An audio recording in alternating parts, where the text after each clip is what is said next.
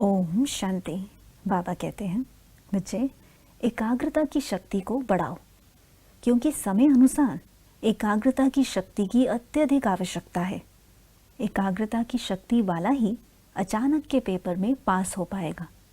यदि अभी अभी पुरुषार्थ खत्म हो जाए तो आपकी रिजल्ट क्या होगी?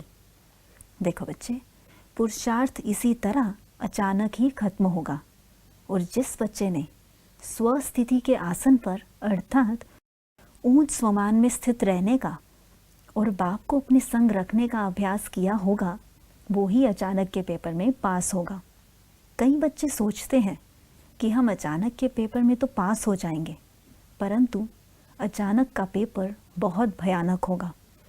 जिस बात में आप कमज़ोर हो, अचानक का पेपर उसी बात का आएगा, और वो समय स्वयं के साथ साथ बाप की याद भुलाने वाला होगा। वो समय ऐसा होगा जिसमें आप विस्मृत हो जाओगे, अर्थात आप स्वयं ही परिस्थिति में व समय के बहाव में इतना ज़्यादा उलझ जाओगे कि स्वयं की याद व बाप की याद भूल जाएगी।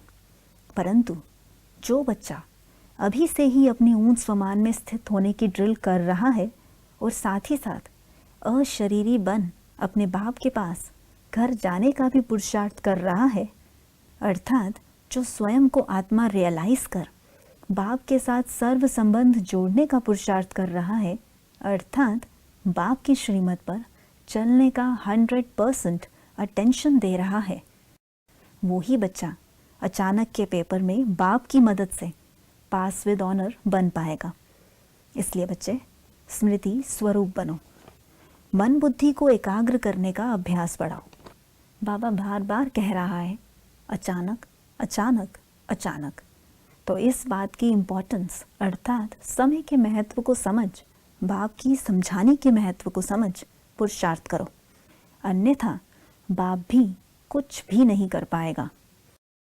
अंतकाल आप अकेले हो जाओगे और वो घड़ी केवल पश्चाताप की होगी।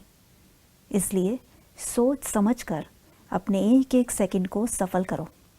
अभी का पुरुषार्थ ही अंतिम विजय का आधार है। अच्छा, ओम शांति।